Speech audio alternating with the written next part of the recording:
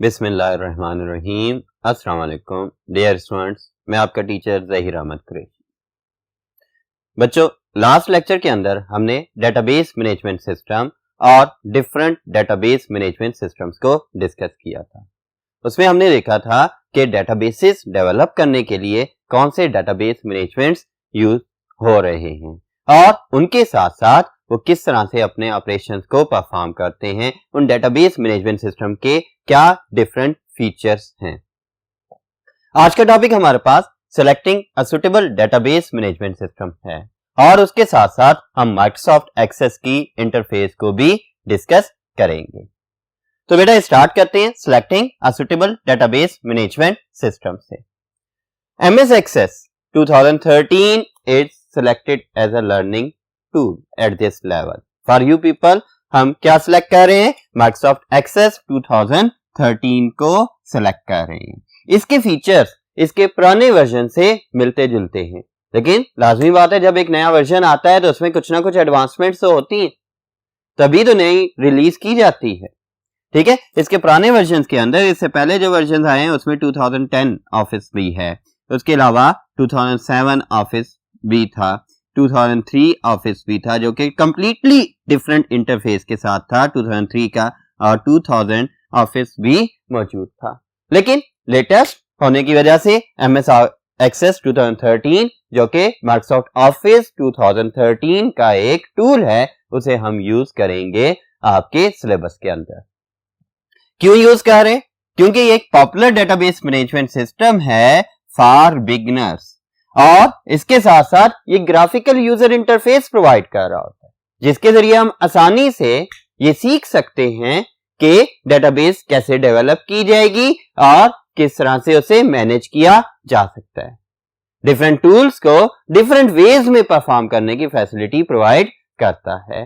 Design view में, data sheet view में, फिर विजर्ड्स के जरिए से भी हम इसे क्रिएट कर सकते हैं। मींस मल्टीपल ऑप्शंस मौजूद हैं, आसानी से क्रिएट कर सकते हैं। तो इस वजह से इसे यूज किया जाएगा आपको डेटाबेस डेवलपमेंट सिखाने के लिए। तो इसके through to learn how to develop, इसके जरिए हम ये सीख सकते हैं कि कैसे डेवलप किया जाएगा और कैसे डेटाबेसेस मैनेज की जा सकती। इसका एक और बड़ा फायदा जिसकी वजह से हम इसे यूज कर रहे हैं वो ये है कि ये पहले से इंस्टॉल्ड होता है ज्यादातर कंप्यूटर्स के अंदर। जब हम कंप्यूटर्स परचेज करते हैं जिनमें माइक्रोसॉफ्ट विंडोज इंस्टॉल्ड है, तो माइक्रोसॉफ्ट विंडोज के साथ साथ माइक्रोसॉफ्ट ऑफिस भी इंस्टॉल मिल जाता है। तो हमें ज्यादा सर्चिंग नहीं करनी पड़ती इस टूल को इंस्टॉल करने के लिए, और इसके साथ साथ it is easily available in the market में भी आसानी से अवेलेबल है, इंटरनेट के ऊपर भी आसानी से अवेलेबल है कि हम इसका ट्रायल वर्जन इंटरनेट से डाउनलोड करके भी यूज कर सकते हैं। अगर फुल वर्जन हमने इसका यूज करना हो, फुल फीचर वर्जन है, तो मार्केट में से हम परचेज भी कर सकते हैं। तो बेटा इस वजह से हम क्या यूज करेंगे? अगेन ये याद रखिएगा, माइक्रोसॉफ्ट एक्सेस कौन सा वर्जन? 2013 वर्जन, जो कि करंट सिलेबस का आपके हिस्सा है, इसे डिस्कस किया जाएगा इस चैप्टर के अंदर। अब इसी माइक्रोसॉफ्ट एक्सेस 2013 की विंडो इंटरफेस को हम डिस्कस करते हैं कि इसकी जो इंटरफेस है, इसकी जो लेआउट है, जब हम इसे ओपन करते हैं तो जो स्क्रीन के ऊपर इसकी लेआउट डिस्प्ले हो रही होती है, उसमें कौन कौन से पार्ट्स मौजूद हैं और वो किस तरह से काम करेगी। तो Microsoft Access 2013 is much similar to its earlier versions. For example Access 2007, Access 2010 etcetera, with some advancements के कुछ इसमें एडवांस फीचर्स भी मौजूद हैं। For example latest data types मौजूद हैं जिनके जरिए से हम डाटा को डिफाइन कर सकते हैं इन डेटाबेस, और इसी तरह से अदर फीचर्स हैं इंटरफेस के आगे, सिक्योरिटी फीचर्स इसमें आ जाते हैं, बैकअप और रिकवरी के हैं, उनमें एडवांसमेंट्स कर दी जाती हैं। एमएस एक्सेस विंडो है क्या? जब भी हम माइक्रोसॉफ्ट एक्सेस को ओपन करेंगे, फ्रॉम स्टार्ट मेन्यू कह लें या उसका आइकन डेस्कटॉप के ऊपर है, उसे क्लिक करने से ओपन करते हैं तो एक विंडो ओपन हो जाएगी ऑन द स्क्रीन, और उस विंडो के अंदर डिफरेंट एलिमेंट्स मौजूद हैं, डिफरेंट पार्ट्स हैं, डिफरेंट उसके एलिमेंट्स हैं जिनके जरिए से हम डिफरेंट टास्क को परफॉर्म कर सकते हैं। और वो एलिमेंट्स विद देयर टाइटल्स हम अगले बोर्ड के ऊपर फिगर के थ्रू डिस्कस करते हैं कि कौन कौन से एलिमेंट्स मौजूद हैं। तो चलते हैं नेक्स्ट बोर्ड की जानिब। जी बेटा, तो बेटा आप एक डायग्राम देख रहे हैं ऑन द बोर्ड। जब आप MS Access 2013 के आइकन को क्लिक करेंगे तो इस तरह की screen on the board appear हो जाएगी। अब इसके अंदर डिफरेंट पार्ट्स मौजूद है। सबसे पहले जो है ये टाइटल बार कहलाएगा।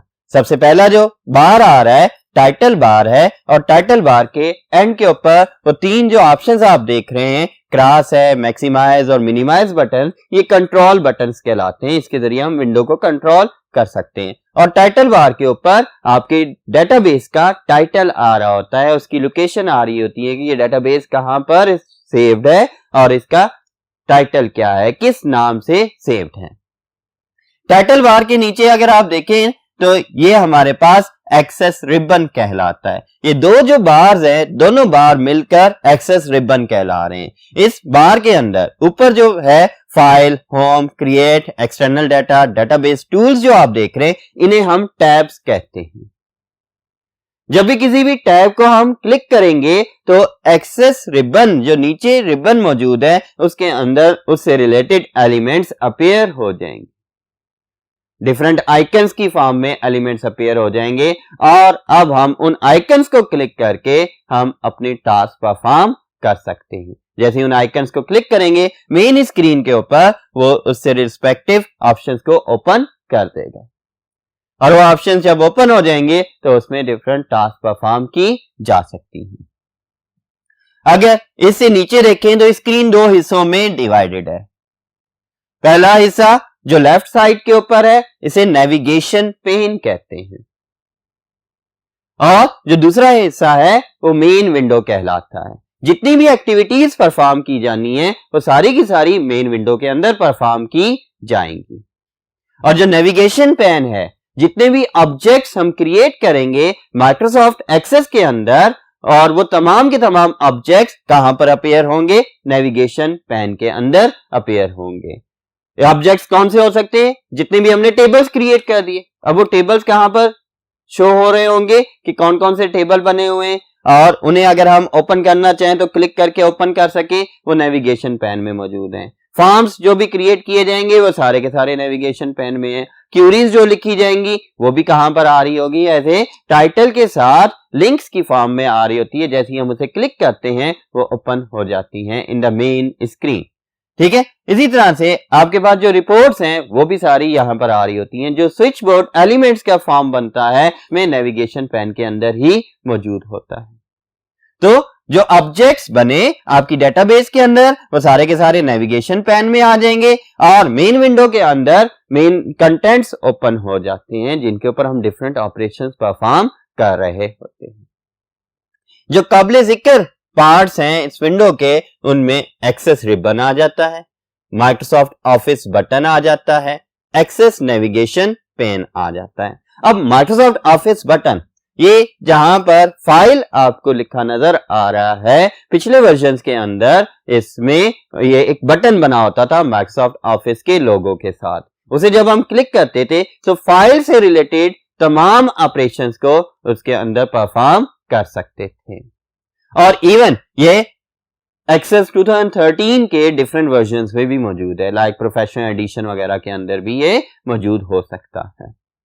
तो बेटा इसी वजह से इसे यहां पर हम डिस्कस करेंगे। और third one Access navigation pane को डिटेल में हम डिस्कस करेंगे, क्योंकि इनसे रिलेटेड आपका शॉर्ट क्वेश्चन एक्सरसाइज में आ सकता है। अब डिस्कस करते हैं एक्सेस रिबन को। रिबन एक strip like rectangular shape area है जिसके ऊपर डिफरेंट फीचर्स मौजूद हैं, डिफरेंट ऑप्शंस मौजूद हैं जिनके जरिए हमने अपनी टास्क परफॉर्म करनी है। एक्सेस रिबन के अंदर क्या है, it is located at the top side of Access window, और ये टॉप साइड पर अपवर्ड जो है एक्सेस विंडो के नीचे लोकेटेड है, just below the title bar. Title bar के नीचे जो एक बार नजर आ रहा है या दो बार्स का ग्रुप नजर आ रहा है, ये बेसिकली क्या है, ये आपका एक्सेस रिबन है। ठीक है, इसमें दो बार आ रहे हैं, ऊपर वाला बार टैब्स के लिए और नीचे वाला बार उसके ऑप्शंस के लिए, ये पूरा एक रिबन बन जाता है। It is control centre in excess, ये माइक्रोसॉफ्ट एक्सेस के अंदर कंट्रोल सेंटर है जिसके जरिए से डिफरेंट टास्क परफॉर्म की जा रही है। इट डिस्प्लेस टैब्स, इसके अंदर क्या है, टैब्स हैं जो कॉमनली यूज, जो डिस्प्ले होते हैं, जो ऑफिस 2013 या एक्सेस 2013 के जो टैब्स हैं, बेसिक टैब्स हैं, वो कौन कौन से हैं, file, home, create, external data and database tools. File tab के जरिए से जो मेन्यू अपीयर होगा, जो ऑप्शंस अपीयर होंगे, वो फाइल रिलेटेड ऑपरेशंस परफॉर्म करने के लिए ओपन होंगे। मींस फाइल को ओपन करने के लिए, फाइल को सेव करने के लिए, नए नाम से सेव एज करने के लिए, फिर उसे कहीं पर ट्रांसफर करने के लिए डिफरेंट ऑप्शंस जो से हैं वो किस में, फाइल टैब के अंदर आ जाएंगे। होम टैब बेसिक टैब है, जब भी आपने कोई डेटाबेस ओपन की हुई है उसके बाद बेसिक ऑपरेशंस परफॉर्म करने, cut, copy, paste, font style change, font colour change वगैरह, ये सारे के सारे बेसिक ऑपरेशंस कहां पर होते हैं, होम टैब के अंदर मौजूद है। क्रिएट टैब ये आपको एक फैसिलिटी प्रोवाइड करेगा कि इससे जो रिबन में ऑप्शंस ओपन होंगे वो डिफरेंट ग्रुप्स में ओपन हो रहे होंगे और इसके जरिए से हम डिफरेंट ऑब्जेक्ट्स को क्रिएट कर सकते हैं। उन ग्रुप्स के अंदर आपको टेबल क्रिएट करने के लिए मिलेगा, फॉर्म्स हैं, क्यूरीज हैं, रिपोर्ट्स के लिए डिफरेंट ऑप्शंस, डिफरेंट व्यूज होंगे कि किस किस वे में हम उसे क्रिएट कर सकते हैं। फिर एक्सटर्नल डाटा, अगर हमने अपनी डेटाबेस के डाटा को किसी दूसरी डेटाबेस के डाटा के साथ कनेक्ट करवाना है या कहीं से डाटा को इंपोर्ट करना है तो उनके लिए आपके पास एक्सटर्नल डाटा टैब यूज हो रहा होता है। इसके अंदर वो तमाम के तमाम फीचर्स या ऑप्शंस मौजूद हैं जिनके जरिए हम उस डाटा को शेयर कर सकते हैं। देन डेटाबेस टूल्स, डेटाबेस के अंदर डिफरेंट फंक्शंस को परफॉर्म करने के लिए, रिलेशनशिप्स डिफाइन करने के लिए क्या यूज होता है, कौन सा टैब है, डेटाबेस टूल्स का टैब आ जाता है। इससे रिलेटेड एक्सरसाइज में आप एक एमसीक्यू भी देखेंगे कि relationship icon is present in which tab, तो आप कहोगे डेटाबेस टूल्स में मौजूद है। नेक्स्ट पॉइंट देखते हैं, each tab has its own ribbon, her tab का अपना रिबन है with its own particular icons, और उसके अंदर कुछ पर्टिकुलर आइकन्स भी हैं जिन्हें ग्रुप कर दिया गया है into sections to perform similar task. Like अगर मैं क्रिएट के टैब को क्लिक करता हूं कि मैंने टेबल क्रिएट करना है तो उसका एक ग्रुप बना दिया गया, data sheet view table, design view के अंदर हम टेबल क्रिएट कर सकते हैं।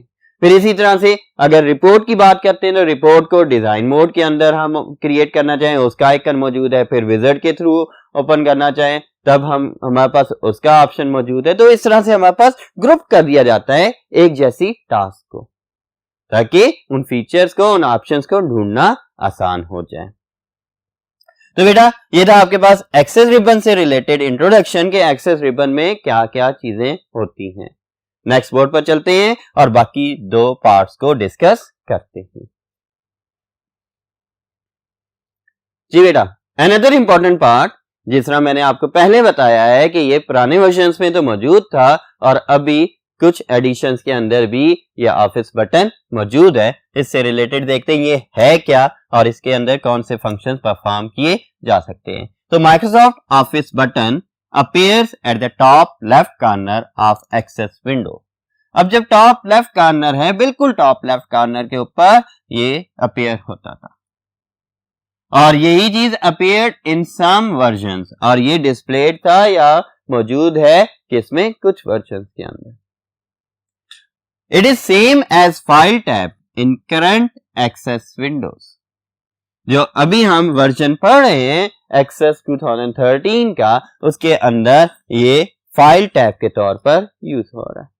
जो ऑफिस बटन है उसे रिप्लेस कर दिया गया विद, रीनेम कर दिया गया विद फाइल टैब। और इसके अंदर भी वही तमाम ऑपरेशंस हैं जो ऑफिस बटन के थ्रू परफॉर्म किए जा सकते थे। It is used to perform most common task. ये किसके लिए यूज होता था? मोस्ट कॉमन टास्क को परफॉर्म करने के लिए, such as saving, opening, closing and such other operations on files. किस पर? फाइल्स के ऊपर डिफरेंट ऑपरेशंस परफॉर्म करने के लिए, फाइल्स को ओपन करने के लिए, क्लोज करने के लिए, सेव करने के लिए जो ऑपरेशंस हैं वो किसमें? फाइल टैब में या फिर माइक्रोसॉफ्ट ऑफिस बटन के अंदर मौजूद होते थे। After this Access navigation pane आता है। नेविगेशन पैन के हवाले से मैंने डायग्राम में आपको बताया कि इसके अंदर तमाम ऑब्जेक्ट्स मौजूद हैं जिनके थ्रू हम डेटाबेस को नेविगेट कर सकते हैं, डेटाबेस के डिफरेंट पार्ट्स में मूव कर सकते हैं। तो उसके लिए it appears at the left side of the screen. Screen is divided into two parts, left side and right side. Left side क्या है? एक्सेस नेविगेशन पैन है, और राइट साइड क्या है? मेन विंडो आ जाती है। तो ये कहां पर? Left side of the screen appear होता है। It displace icons for all the database objects. ये क्या कर रहा है? डिफरेंट आइकन्स डिस्प्ले कर रहा होता है लिंक्स की फॉर्म में तमाम डेटाबेस ऑब्जेक्ट्स के। कौन कौन से objects? Tables, forms, queries, reports वगैरह के आइकन्स डिस्प्ले कर रहा होता है जिन्हें हम क्लिक करके उस ऑब्जेक्ट को ओपन कर सकते हैं और उसके डाटा को व्यू कर सकते हैं। When any object is required to be opened, so just by clicking it, the object is opened in the main access window. जब भी हमने किसी ऑब्जेक्ट को ओपन करना है, हम जस्ट क्लिक करते हैं उस ऑब्जेक्ट के आइकन को और वो मेन एक्सेस विंडो के अंदर ओपन हो जाता है एंड डिस्प्लेस इट्स कंटेंट्स, और उसके अंदर जो भी डाटा मौजूद है उसे डिस्प्ले कर देता है।